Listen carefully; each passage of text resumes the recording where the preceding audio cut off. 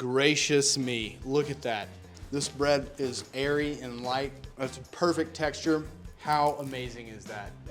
Hey everybody, my name is Chef Chris and you're in the Lodge Kitchen, and today I have a treat for you. We're gonna be making sourdough. This is June's recipe of the month, sourdough bread in a cast iron combo cooker. This thing is rad. The lid is also a skillet. How cool is that? And I'm gonna show you exactly how we're gonna make artisanal sourdough bread right here in our own kitchen. So let's go for a journey. The first step in our journey is going to be to take our sourdough starter and to mix it with our bread flour and our water. This is our sourdough starter that I started probably a little over a month ago, and it's basically just water and flour. But what I'm gonna do now is set my bowl, my mixing bowl, on top of a scale. I'm gonna zero it out, and I need 340 grams of my starter. That's gonna be a lot of this starter. So I'm just gonna knock that into the bowl. 340 on the nose. I love it. And to that, I'm gonna add 508 grams of our bread flour. That's 4 cups of bread flour. We'll add our salt as well. We have a teaspoon and a half of salt, as well as a cup and a half of warm water. So this is pretty easy so far. This is gonna go into my mixer. I'm gonna lower that, make sure you lock it in, and then I'm gonna just turn that on low. And what I'm gonna do is this is gonna turn into a shaggy dough. And when that happens, then I'm gonna kick up the speed a little bit and I'm gonna let it knead. So now that our dough is starting to come together and it's very shaggy, I'm just gonna bump it up a little bit, and it's gonna go for 10, 12, maybe even 15 minutes. What I wanna look for is that my dough is pulling from the sides of the bowl nice and cleanly, and the dough looks silky smooth. Let's kick it up a notch.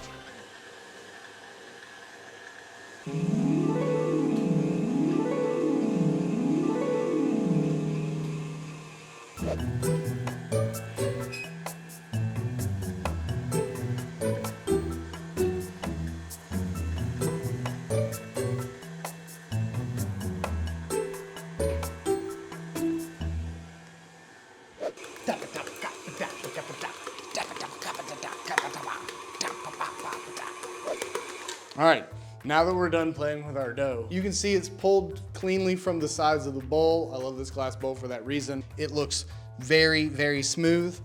Here's the bowl. We're gonna spray that down and scrape that into our prepared mixing bowl, and this is just going to rise. We're going to let this rise for 2 to 4 hours at room temperature, and then I'm going to set it in the refrigerator to continue rising overnight. So I'm giving this a turn so that the oil is all over that dough, and that way it just doesn't stick to the cling wrap that we're about to put on it. Now we're going to cover it with plastic wrap. This is going to go into a warm spot in my kitchen, and I'm gonna let it rise for 2 to 4 hours, and we'll finish baking this tomorrow. Our dough has been rising for almost 4 hours at this point. I'm gonna pop it in the refrigerator and let it rise slowly the rest of the evening, and then I guess just get ready for bed.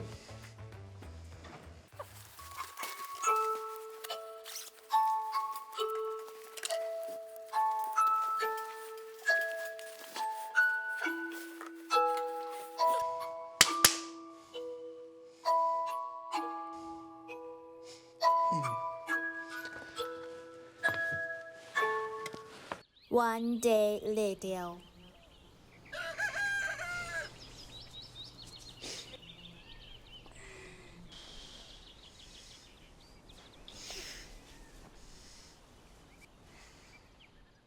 Good morning, everybody. Welcome back to the Lodge Kitchen. Our dough has been resting in the fridge overnight, and it is proofed. Now we're gonna take it out and shape it into a loaf. So let's be quiet while we wake it up. Good morning. Oh, look at you. Yeah, what a great start to the day with our sourdough. I'm just gonna remove the plastic wrap from the top. Look at that. Beautiful, doubled in size, and just looks amazing. The first thing we're gonna do is we're gonna flour our wooden cutting board. And this wooden cutting board is going to be where we are going to shape our loaf. Beautifully floured countertop. We're gonna take our dough, and we're just gonna scrape that out on top of that flour. You can see all those awesome air pockets. That's where that dough has risen overnight. I'm gonna hit the top with just a little bit more flour. Make sure I've got flour on my hands. And you can do this a number of ways. Number one, you can stretch the dough out into a rectangle.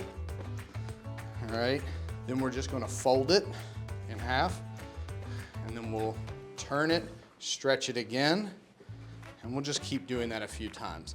You can also use a bench scraper. So I have a bench scraper here, and for a bench scraper, I'm gonna take my bench scraper and I'm just gonna run it under the loaf, and that's just creating tension and it's pulling that loaf together. And what I wanna do is have one uniform skin on the top of my loaf. And if I see any of these air pockets, these bubbles, you can tap those out of the loaf. They'll come back, but I don't want those to erupt when they're baking in the oven. So anyway, this is looking spectacular. And I'm just gonna take a bowl that we've draped with 100% cotton towel. This is a lint-free towel, so it's got a tight weave on it. And we're gonna dust that with a healthy amount of flour. You can also do this in a proofing bowl or a basket if you have one. So we're gonna take our dough, use our bench scraper, put it seam side up, and hit that with a little bit more flour on the top, just so the top of my towel does not stick. And that's just going to sit in a warm spot in my kitchen. You can put it in the windowsill. For me, I'm gonna start preheating my oven. So I'm gonna set it close to my oven just so it's in that warm environment. That's gonna go for 1 to 2 hours until you've seen it rise quite a bit. And then it'll be ready to bake off in our beautiful combo cooker. All right, so we've got about a half an hour left on our proof. So at this point, I've got my oven at 450 degrees. I'm gonna put my combo cooker in the oven because I want that to be nice and hot when our bread goes into it. But we're gonna turn it upside down. Our bread has been proofing its second rise for 2 hours. So I'm just gonna open this up and we're gonna see, look at that. It's filled out very nicely. It's got some good spring to it. That looks amazing. That's exactly what I want to see on this. We've got our cookware in the oven at 450 degrees and it's been in for about a half an hour, so it's nice and hot. I'm gonna set that here. And this part's gonna happen kind of quickly. We're gonna take the deep skillet portion off. See that smoke? It says it's nice and hot. We're going to take our loaf and we're just gonna plop it out in the middle. Hopefully it comes out very nicely. Perfect. All right, now I've got a bread lom. This is basically just a razor blade that's curved. It's just a fancy handle. If you don't have one of these, you can use just a razor blade. Don't use a kitchen knife though.